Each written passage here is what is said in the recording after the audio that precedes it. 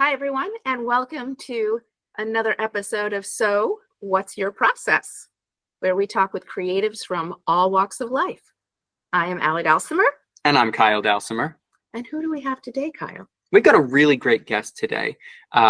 He started his career as a child actor and has gone on to have a wonderful career performing in shows in New York City, touring across the country, and even performing across the world. Just a couple highlights are the title role in the Broadway musical James and the Giant Peach in its pre-Broadway tryout, and performing in the Pulitzer Prize winning musical Next to Normal in its Taiwan premiere. He is a star of the New York City cabaret, jazz, and musical theater scene, and is also the book writer for the new musical Measure Up, along with Emmy Award winning composer Sean Pallatroni.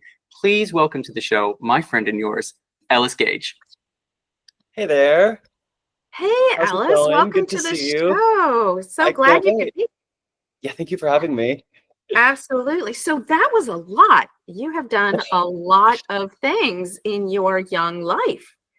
The first thing that jumps out to me is the difference between being a child actor and an adult actor. And, in terms of process, I imagine that's really different, like how you approach roles as a kid and how the industry treats you, and then how you do it now as an adult and across the different genres. You do cabaret, you do singing, you do stage, you do film. That's like international, domestic. I mean, it's a lot. Can you talk about that? Yeah. First of all, thank you so much for having me. So great to see you both. I think I like to, and I guess I'm trying to remind myself that like I'm still kind of at an early career stage, even though I've been doing this a good like 16 years, because it was a totally different game, as you're pointing out, when you're growing up doing this, like when you're a kid, because the pool of competition is so much smaller. Like there are such fewer kids whose parents are kind of supporting and facilitating a career professionally at that age. So I think that I was definitely in for a rude awakening when I transitioned back into the industry and back to auditioning and putting myself out there as an adult, like when I was 18.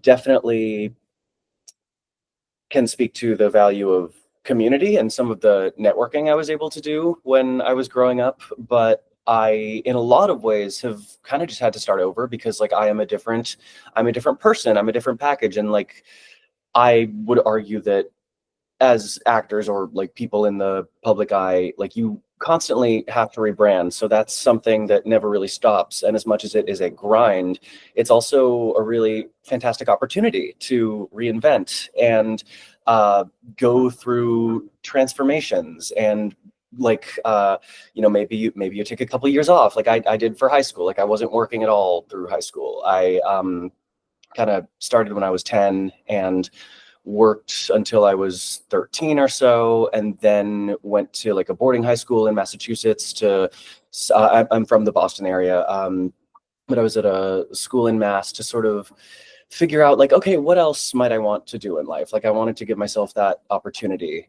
to try other things, explore other areas of interest. I tried to be an athlete. It did not go my way. That did not go super well. But it was frustrating to have to come back and kind of start at square one, but also it was sort of beautiful and exciting because I got to be like, okay, I am here. I'm now this height and my voice is in this range. And I bring all these new things to the table that I didn't way back when. Oh, so that's actually really fascinating. Your comment about transformations, especially, which leads me to, I mean, did you want to be a child actor? Was this something you really pushed your parents to do, or was this something that they wanted for you, or how did that work?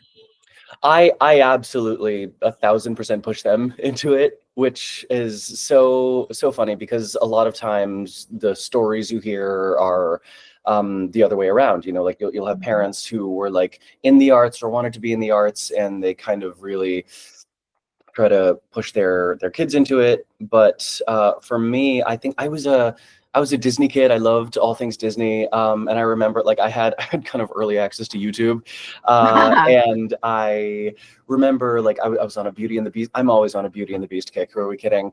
But I was going through like I was on YouTube looking up like the Disney movie and going into like the history of the animation process and the creation of that. And I came across like a featurette of the Broadway musical where they talked about like, oh, and here's the stage version, like here's how we do it on stage. And I just remember thinking like, wow, the cartoons, like real people do what the cartoons do. That's crazy. I totally want to do that. Like that looks like so much fun, because it was this world. I loved the storytelling, and I always really gravitated toward creating, playing pretend, as most kids do, you know, creating, playing pretend, like putting on shows, telling stories ultimately. And I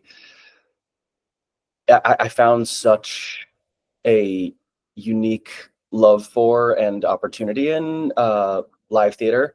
And from there, I sort of began the theater education. Like my mother showed me the PBS Into the Woods. Like thank goodness for all those accessible means of consuming musicals. Like before you were really able to come to New York and see a Broadway show. I got involved in community theater, youth theater, and so that's really how I caught the bug.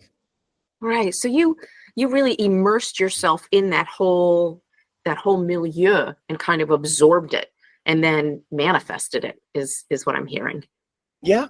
It was a combination of, I was fortunate. I mean, neither of my parents are in the arts, but they were willing to humor me, and they were like, okay, he's talented. Like we could definitely try this out, like connect him with a voice teacher. And enough things just happened to fall into place that I was lucky to have like a really positive, I think, healthy early career.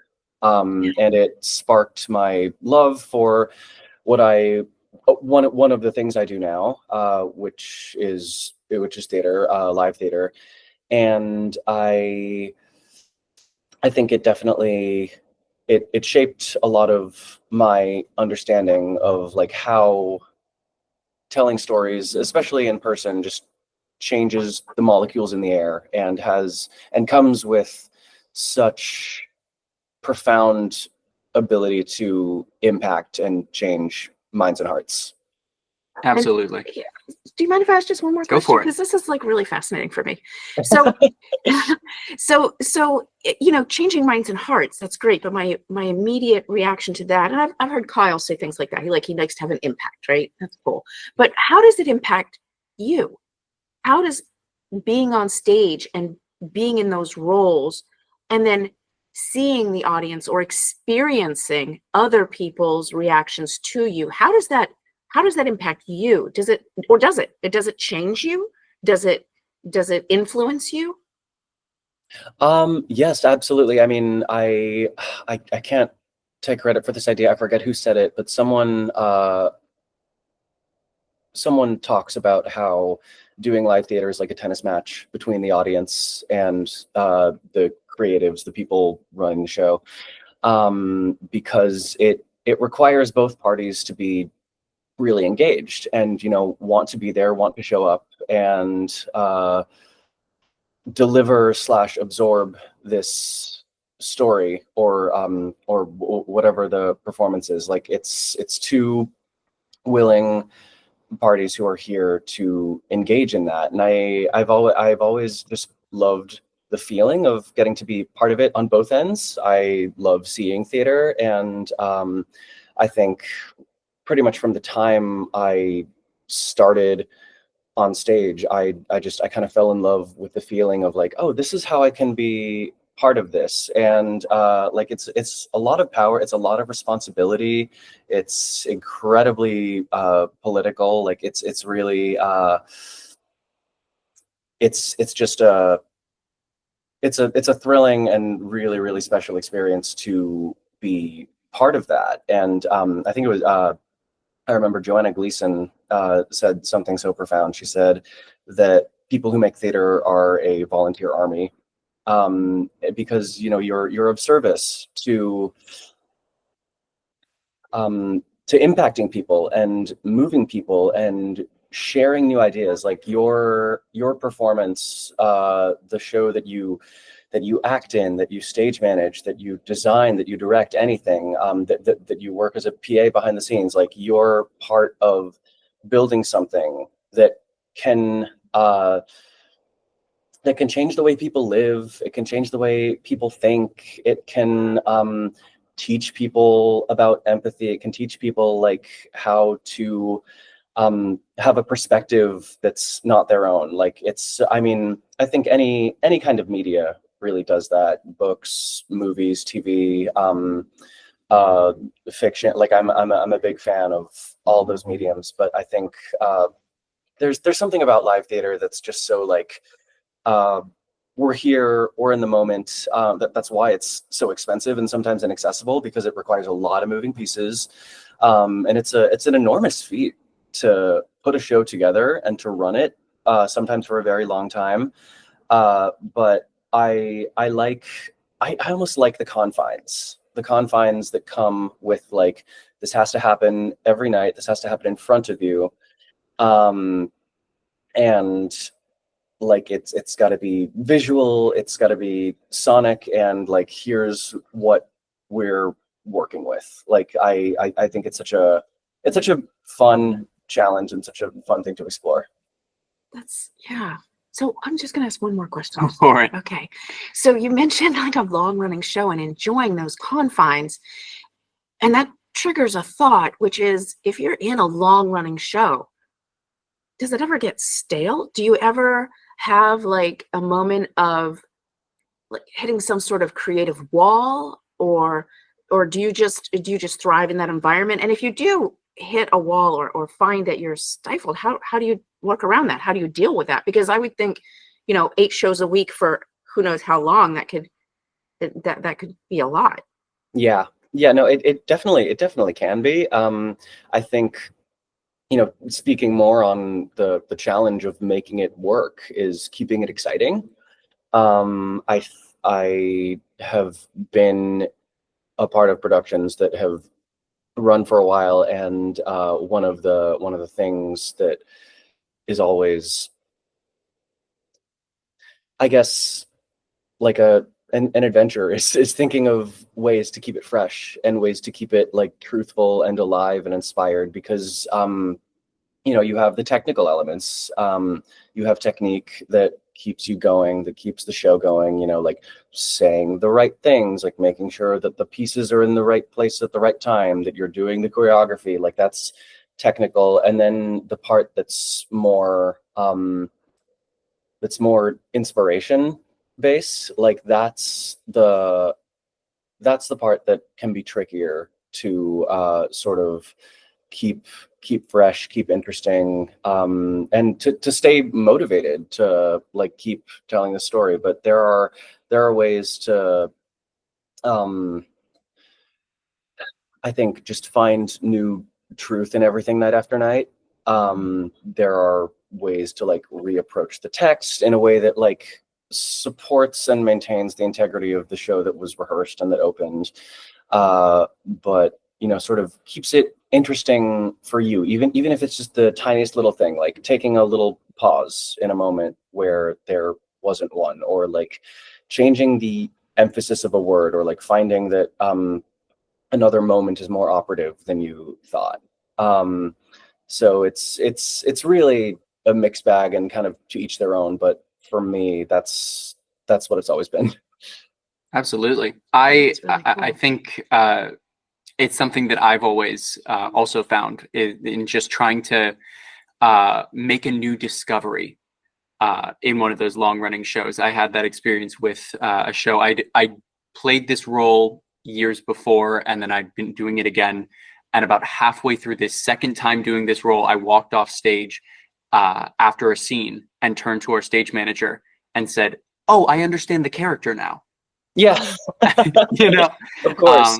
so is That's so, that especially when you're like revisiting a role that you played like once before, or even like a piece that you fell in love with a long time ago. Like every time you revisit it, especially if it's really well written, like the example I always use is Into the Woods, and like how much I loved it and fell in love with it as like a 7-8 year old, and how I've gotten to do the show a couple times, and I've seen it God knows how many times, but every single time and every interpretation, every direction, like there's always something new that I discover. Like there's always something new that I learn. That's why so many acting techniques are repetition based, because like repetition can be infuriating, and it can also be like a portal to like such a great understanding of words and art. absolutely. And going off of different acting techniques, that's actually a great segue, because I wanted to ask you about how your process in approaching a role, in how things how you navigate that whole pre-production rehearsal and going into building that character. I'm curious about how that's changed for you, going from a child actor where you may not have necessarily had as many creative licenses into being an adult, where a lot of the times, depending on the director, you sort of get a role and they go, "All right, go, be free," and they'll rein you back in if they don't like what you're doing.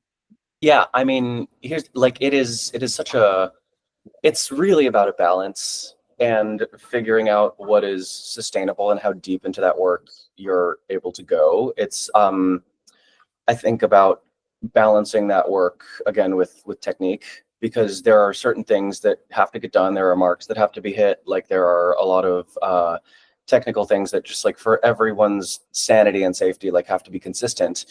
But I think when I am lucky enough to have kind of the time and the space and the freedom to make these choices, I love to just sit down with the text and journal. That's kind of always phase one. I'll just write about and you know that there are more structured, more academic ways of doing this, and I've tried them all, but I pull from a toolbox. Like I'm a very toolbox method actor. Like I don't subscribe to like any one. It's sort of just whatever works, which I know a lot of people up to whom I look use that too. But I'll journal about the character. Really, I think empathizing with and identifying with the character, like that's the main thing, because like you have to have an understanding of and appreciation for where your character's coming from.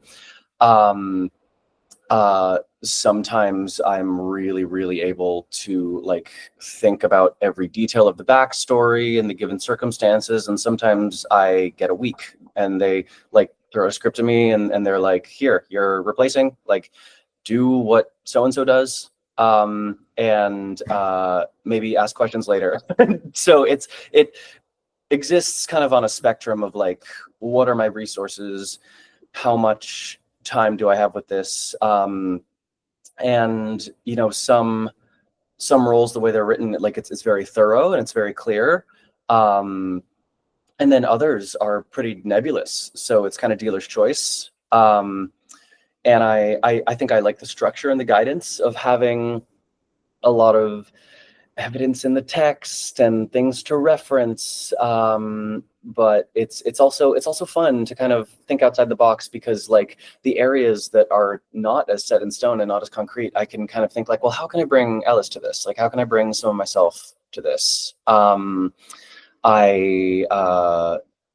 Yeah, like I think I like to honor anyone who like has played the role before, if that's applicable, like if I'm not the first one. But also just remember that like if I have been cast to do something, if I've been hired to do something, like it's for a reason, and they saw me, they met me, and they were like, we want that. We want some of that energy, like some of like who he is, to be brought to this process. Yeah. So that's really interesting. I love the idea of the toolbox and using different tools for different roles given the amount of time you have to prepare or Mhm. other circumstances. It kind of triggers another question in my mind though. And I'm wondering, not just maybe across, which I think I asked a little bit before, and I think you've answered sort of the difference between, stage versus maybe cabaret versus film, although I'd love a little more on that. But is there a difference working overseas versus working domestically? Are there different um, conventions or processes or expectations? How does that work?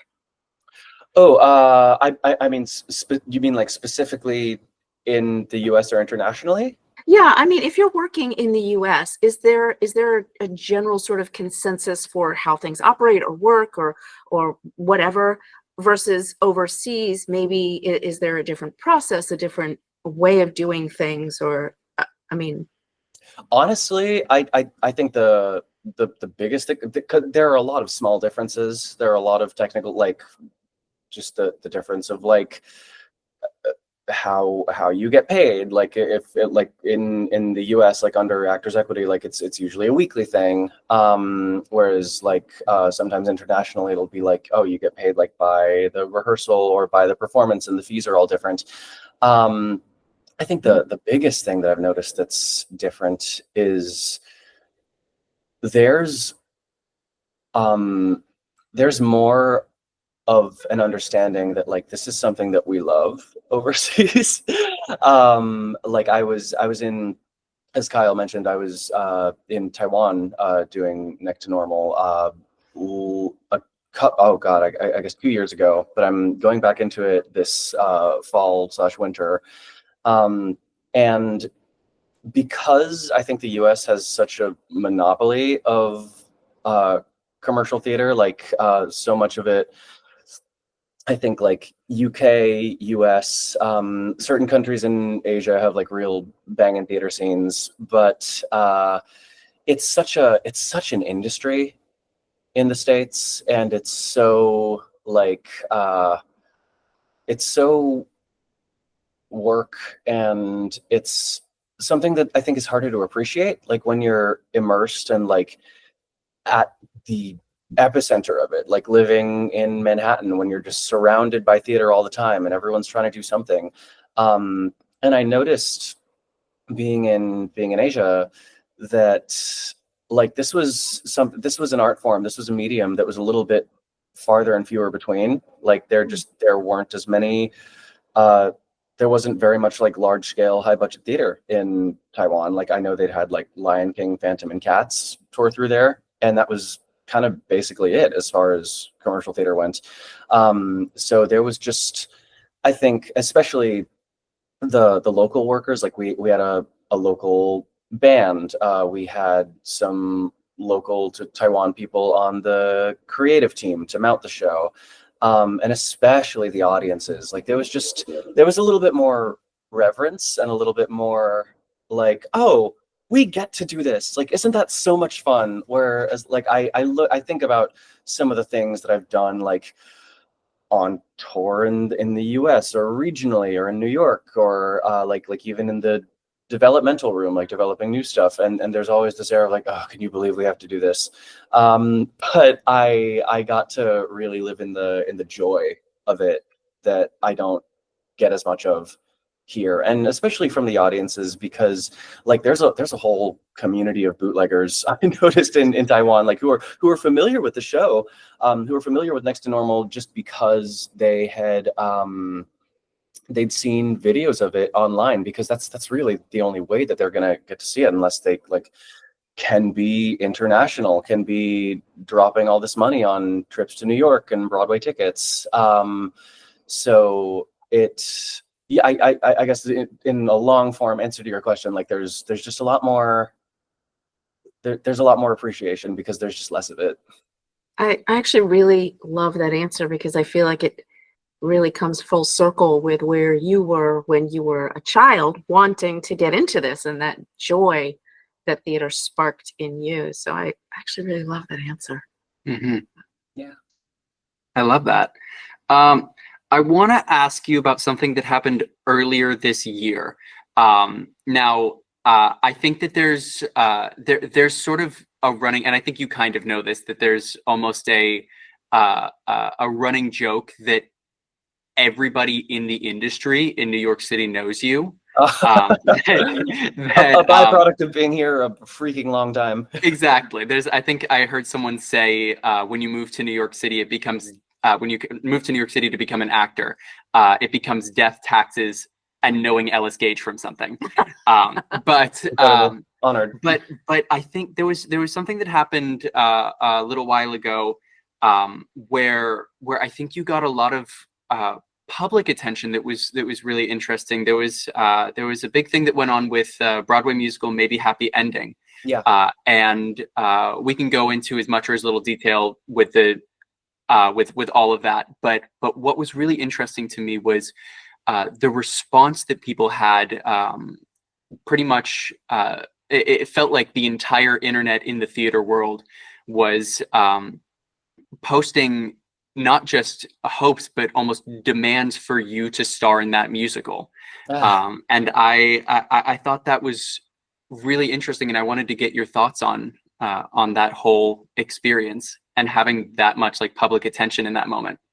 Yeah, totally. I'm happy to talk about that. I mean, I was just most of all just really humbled by that.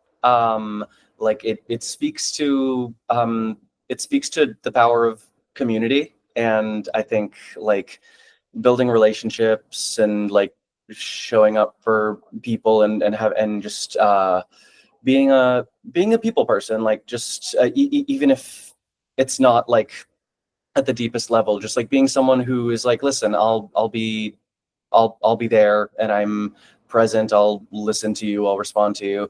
I like that would be my biggest advice for anyone. Not even just in this industry, but in any industry. Just like be someone that people like that they know, because we all have those people, and we all have people who are like, I could deal with maybe not knowing this person. But I really appreciated that.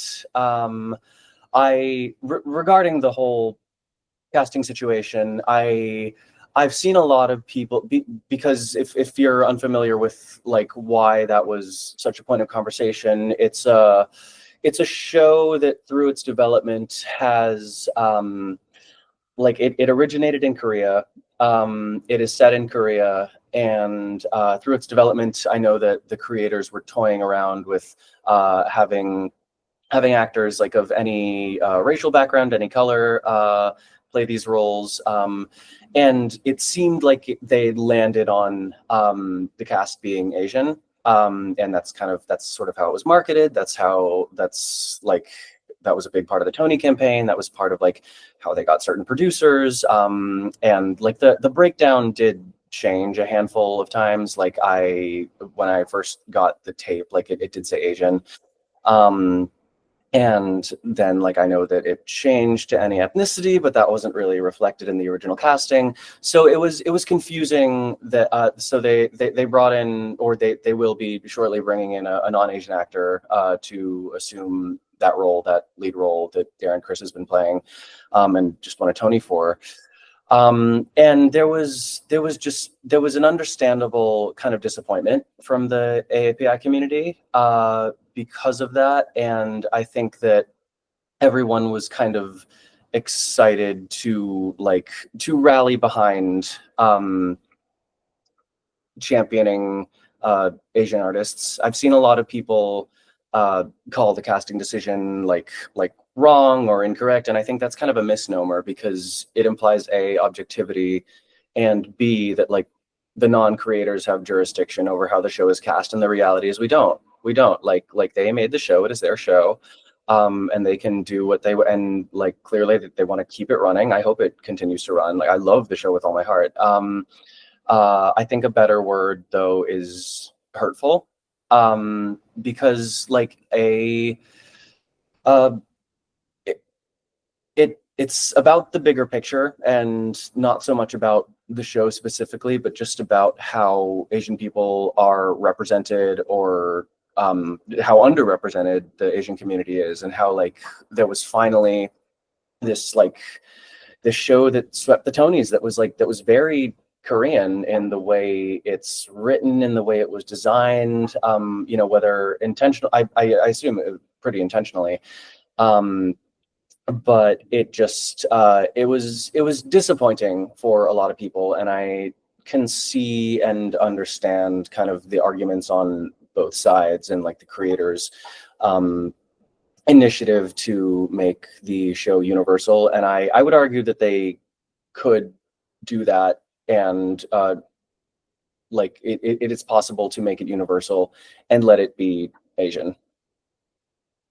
Yeah. That's it. So actually that triggers a question for me. I mean, you've had incredible success, and you had an amazing diversity of roles, and despite this recent situation here, we all hear that for every role a person is offered, there's like 99 rejections. Yeah. Do you have a process that you use for dealing with rejections? So, I mean, how do you handle the fact that you've put yourself out there? And, I know from Kyle that, when you put yourself out there for a role, you're opening yourself, you're exposing yourself. So they're rejecting, like you said, you bring a part of you to every role. So how do you deal when they reject that little part of you for that role? Yeah, I mean that's a great question, and that's definitely something that has changed a lot over the years. The best I can do to answer that is just say that it varies from piece to piece and project to project. Some really, really speak to me, and some really feel like me. And some don't, and like sometimes I get the ones that I don't really resonate with, and don't get the ones that I was really hoping to do. I think the biggest thing that I can do is view everything as an offering, and just lead with absolutely no entitlement, and just lead with a humbleness that shows that like you understand the grand scheme of this. You understand like how nuanced and complicated and random and incestuous like the whole casting process is. Like there's so much going on. There's so much going on. I think I learned from a pretty young age that a lot of time, most of the time, it really just is out of my control. It's not about me. I was always a tall kid, and so a lot of times they like the kids to be short on stage when you're playing a kid. So like if I'm the same height as like Callie O'Hara and like playing one of her kid, like that's not going to work. But a lot of times that was the feedback I would get, and it was kind of a like it sucked, but it also gave me some perspective as to like, well, I can't change this. Like this is Not how much I you can do am. about how tall you are. Yeah, I mean, I remember one little anecdote. I think the funniest I ever got to be in an audition was I got called. Disney was trying to bring a Jungle Book musical to Broadway at one point, and like I got called. This was so long ago, but I got called in like to read for Mowgli and like one of the workshops, and the feedback was like, yeah, Ellis is too tall. And I was like, I figured. And then they went out of town to Chicago to like do a production, and they asked me to come back in, and I was like, what do you mean? Like I remember being told like from the person behind the table, like, you got taller. And I just looked at him and I was like, did you think I would get shorter? Like what did you think would happen?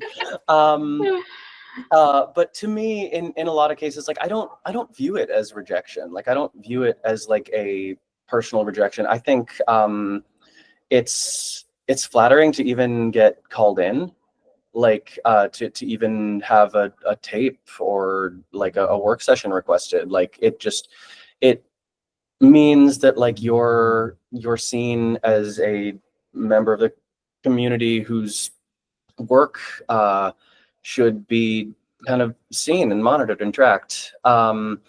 So I think just like not feeling entitlement to anything, because like it's very easy, I think, especially when you're young, to get caught up in like the whole idea of like I deserved this.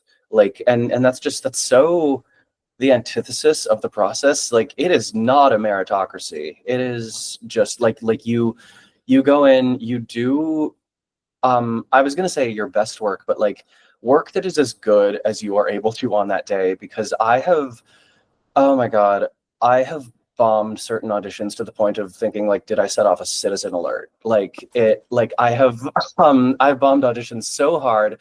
But it's nice. I think the deeper you get, the more you realize that these people behind the table are people too. And like, they understand that people have bad days. Like I've done some of my, I think, worst work in front of people who continue to bring me back in and continue to be like, no, like we want to see what Ellis does with this. Uh, so I think rejection is a harsh way to look at it, and I just look at it as like you can't. I'm trying to think of like a good alternate word for it. I like to think of auditions as like workshops. Like you're workshopping it for a 20-minute period. And it informs the creatives, it informs you, it kind of informs everyone. But yeah, just no need to take it so personally or get too in your head about it, because like if you're doing work that you think is good and work that like continues to get you called in, like then you know you're on the right track. Like you haven't wronged anyone. Like it's not a deeply personal thing. Yeah. Yeah, absolutely. And that's so important on not feeling entitled to any roles. I know that that's such a thing with so many actors I know, especially if you've been in for something for a while or it's a project that you're really excited about. I wonder, not necessarily about feeling entitled, but more so when you've got one of those projects, one of those ones that comes around that just it really speaks to you on a personal level, and it's one of those roles that not that you feel entitled to it, but you want it so bad, and it feels like it's so within your world and something that you like deeply want. Yeah. When you don't get that one, do you have a personal process for letting it go? Because I know I've got a whole thing of like, easier said than done to let go of something, but I've worked very hard over the last couple of years trying to find a process that works for me to mourn that moment and then let it move on. Yes, I mean there are definitely projects, there are things that I really you put a lot of your heart into it, and it hurts like when it doesn't work out. I Instead of thinking in negatives, and instead of thinking like don't think that way, like don't be upset, I try to just replace. You know, this was, oh my gosh, I have OCD. I've been in therapy for it since I was a teenager. But the biggest takeaway I think from that, like when I was dealing with obsessive thoughts, were like, don't, if you're thinking about pink elephants, don't think about pink elephants, because you're going to keep thinking about them. Think about a yellow school bus. Think about like a red fire engine. Like you have to replace the thought and replace that energy to kind of pour energy into the next thing, because like this industry moves a mile a minute. It is so fast. It's so oversaturated that it's like, and I'm totally guilty of like wallowing and obsessing over like things that I'm like, oh, my life could have been so different if this had worked out, or if I'd been like a little bit warmer in this audition and like hadn't cracked, like I could have been in this show and maybe had a Tony or something. But like you just always think about the next thing. Think about the next thing, because like I think theater especially, has transcended. It has been around an extremely long time, hundreds and hundreds of years. And it's kind of it's going to be here, and it's staying. So should you. Like there will always be a next thing. Yeah, I love that. I love that. There's always a next thing, especially in this industry, when you've got one that you feel like is so you, and then it doesn't happen, and 2 months later there's something else that may or may not happen. Yeah. I wanna pivot a little bit. I want to ask you about stepping into the world of writing. So you've written book, which for those who don't know means that you wrote the script for this new musical, Measure Up, and you're working with Sean Pallatroni, who is a phenomenal composer, Emmy Award winner. And I think I would imagine there's only been you did one of the first table reads of this. I did one of the first table reads. I think I'm one of only a few hundred people, maybe tops, who've heard this music and seen what this looks like. And I just have to say, I think it's wonderful. And I would love to ask you, as a fellow actor who writes, albeit for a different medium, what do you think in that process, how do you think your background in acting and singing and in creating a character in that way, how does that complement you as a writer? And also, what's different in it? What's new in that world? Yeah, no, that's a great question. I found this show, and I found like writing for musicals like pretty much completely because Sean kind of pushed me to, and was like, no, you got this, like you can do this. I've spent a really long time and like a pretty big chunk of my career like developing new shows, like as an actor, and like the readings, workshops, labs process. So I was going into it like with like a really deep passion for and understanding for musical structure, and also like an idea that I really cared about. Like the premise of the show is you have a princess who lives in like a very traditional fairy tale kingdom, and she must inherit like a family heirloom dress that is believed to be enchanted, that she needs to wear for like the duration of her reign. And that's believed to be enchanted with the power to ensure peace and prosperity in the kingdom. She finds out a week before her coronation that she does not fit into the dress. So she and two servants of hers like go on an incognito quest throughout the kingdom to find a rumored magic potion that will make her body the right size to fit the dress. And that's Act 1 is their quest. And Act 2 is like she is on the potion, and like she's fitting. It's all working out the way it's supposed to, but it's also killing her. So it's kind of about the choice that she has to make in the end, like if it's her royal status or herself. So like that was kind of what I was coming in with. And I was really excited to tell that story. And it kind of reminded me, when thinking of this story and dreaming it up with Sean, that like that's what I'm here to do ultimately, is tell stories.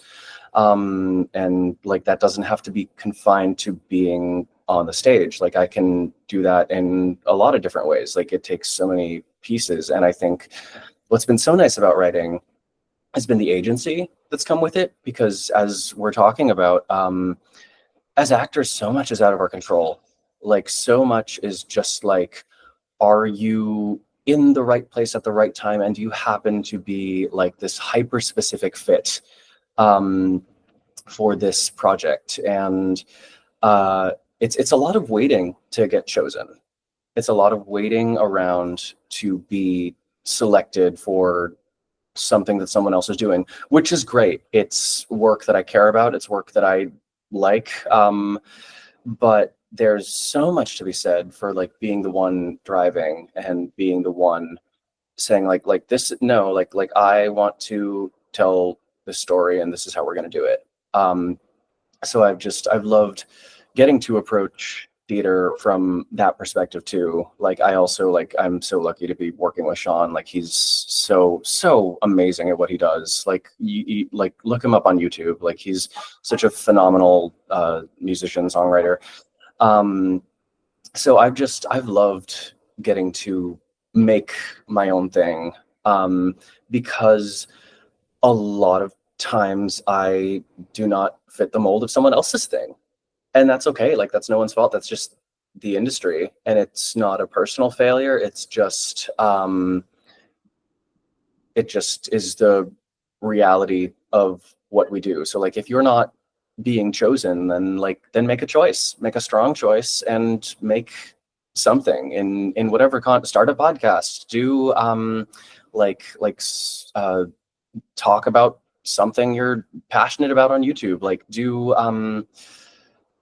write a screenplay, transition into a new medium, write a book. Like one of my best friends, like she's been a musical theater composer forever, and like she's now a published author because she just kind of was like, the commercial theater scene in America right now is really, really impossible to navigate. It's impossible to get produced. Everything is super expensive. She was like, I have this story idea. I'm going to write about it in a book. And she did.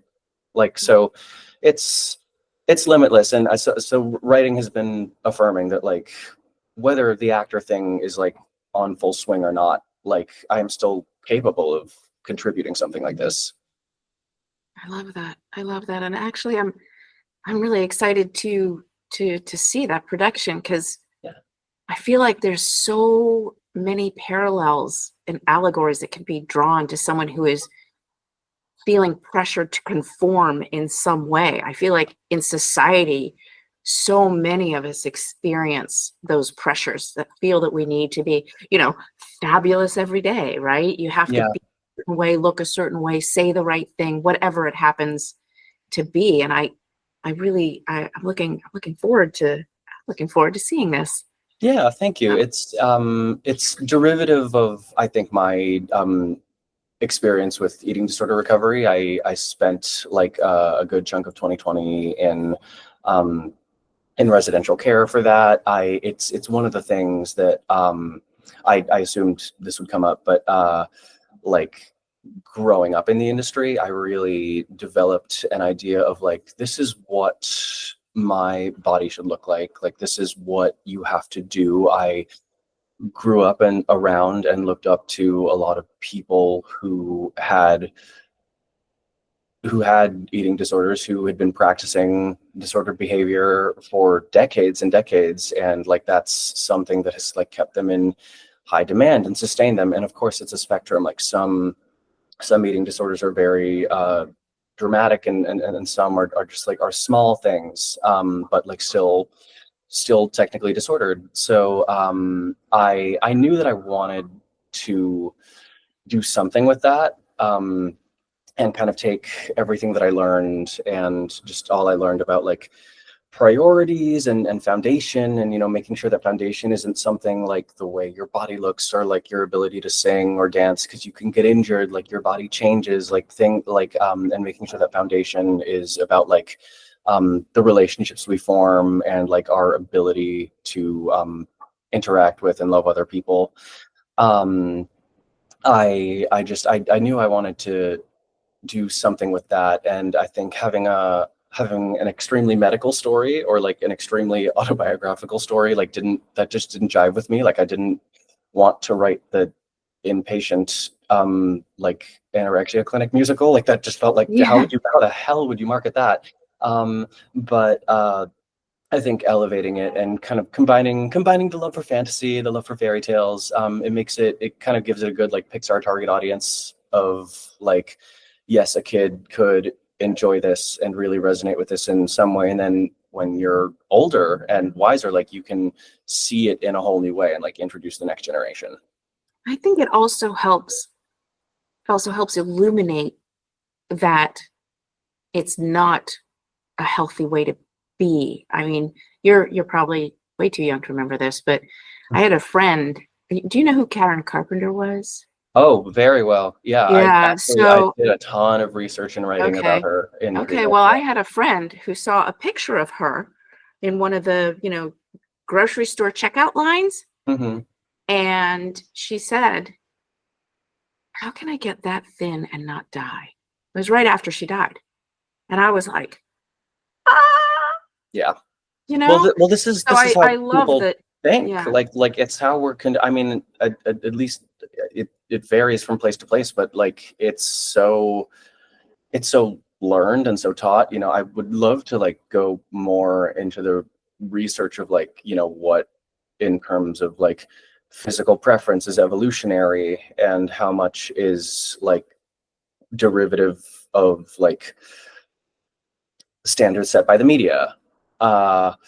So it just like we live in that, and like it's not even a thing that we think about. It's just like such a given. And I think the entertainment industry too is one that has always been very like it glorifies suffering for the sake of like greatness and art. And you know, like of course we all have to go through things, but like I mean, I know that like that was a big discussion that started during COVID when everyone kind of got locked down and got to reflect, you know, thinking about like how can we make the workspace like safer and more sustainable, and how do we protect people and not like encourage them to self-sacrifice Yeah. and get eaten by this. Yeah, yeah, absolutely. I think it's fascinating with this show because, you know, the thing that people always say for new writers is write what you know. And what you've done is you've taken that, and you've taken something that's really you know, a very difficult part of your life, and you've brought joy and whimsy to it. It's, Mhm. you know, it's quite a funny script. Right. It's a really fun show. And and I'm curious The how that spoonful of sugar that helps the medicine go down. a spoonful of sugar that helps the medicine go down. Yep. But I'm curious about how that hit you as a as a writer, as you're making something like this. Does it uh, does it bring up those feelings of trauma? Does it does it feel cathartic? What is the how does it How do you feel to talk process about that? something so you know, such a difficult time in your life, and turn it into something so joyful and accessible for others? Honestly, it's so therapeutic. It is because like instead of it living like on my shoulders, like I've been able to kind of take it and like transform it, like look at it from a different perspective, and put it in something tangible that like other people get to see and consume and understand. I mean, like so much of what we do is about like wanting to be seen. I think like anyone who writes like has something to say, has something to share, that matters to them. And like this is something that you know, like I'm really passionate and outspoken about wanting to help people who are going through slash have gone through what I was going through in relation to this battle. And um, it's just it feels really productive, and it feels like the healthiest way I've ever dealt with all the memories and the trauma of that whole experience. You know, I feel like I'm taking some really important things that I learned from that and packaging it in a way that I love a lot. Yeah, yeah, absolutely. And I think that that's the job both of the writer and of the actor, you know, is to uh, take those things, the things that hurt, the things that maybe we don't want to look at on a day-to-day basis, and to package that and create something special out of it. And I think am I right in saying that is kind of your process. Yeah, absolutely. No, that's perfect. That totally encapsulates, I think, who I am and like what I want to do. Because like we take the things that we have been through and like we can, and like we can and we should kind of grieve and feel the like pain of that. Like that's necessary, but like there are so many things to take from it that are ways to like learn and give back. Yeah. That's great. That's great. And I just as we're, I guess, wrapping up here a little bit, but I really, really love the images of the tennis match with the give and the take. And I feel also, in addition to what you said, that there's a lot of process of you bringing your inner peace and calm to whatever you're working on. And I really like that. It was another interview we did where someone talked about being the eye of the storm, being that calm in the center of all the maelstrom. And I feel like in a lot of ways that's what you're saying is part of your process as well. And probably keeps you moving forward and helps you be as successful as you are. Yeah, no, I mean it, I think if one could say nothing about like my time in the industry, it's that like I've clearly it's been sustainable since I'm still here. And I think the key to that for me, and this was kind of shared with me by a handful of other people in a lot of different ways, but the key to being happy and like staying hopeful and driven is to like find things that inspire you and bring you joy when you are not living your dream. Like it's all about the interim, because like statistically the percentage of your life in which you are living the dream is probably going to be smaller unless you're incredibly lucky. But you know, there's a lot of other times, there's a lot of other stuff, there's a lot of waiting, there's a lot of like being on a high and then suddenly being back at square one. So like when you're at square one, like when you're not feeling like you're on top of the world, like how can you make today a good day? And how can you like do something that is either just like completely fun and mindless or otherwise productive, do something that inspires you, that feeds your soul, or just get some rest, you know, like but some way to enjoy yourself when you're not at a 10. That is great advice for our listeners. Yeah, absolutely. I'm really glad we had you on the show, Ellis. It's Thank wonderful you so much to for see having you me. as always. But we're not going to let you go just yet because we want to make sure we get your socials and your projects and things. Absolutely. Yeah. So anything you've got coming up going on, anything you want to share, anything you want to plug, now's your time. Yeah. I guess just stay, if you want to follow like my personal like Instagram, it's Ellis_Gage, ELLIS_GAGE. That's kind of where I post most updates. I have a website, ellisgage.com, and also follow Measure Up the Musical on Instagram. That's measureup_musical. That's where you'll see most of what I'm up to. Honestly, these days, I'm up to just seeing what the in-between looks like. I love that. I'm following Measure Up the Musical. Absolutely. I already do. Yeah, and I'm excited to see where it goes next. And I think that I speak for all of our listeners when I say we are all excited to see what happens next in the life of Ellis Gage. My friend, thank you so much for coming on. And we'll see you in a bit. Yeah, it was such a pleasure. Thank you so much, both of you. Well, Allie, what did you think of Ellis?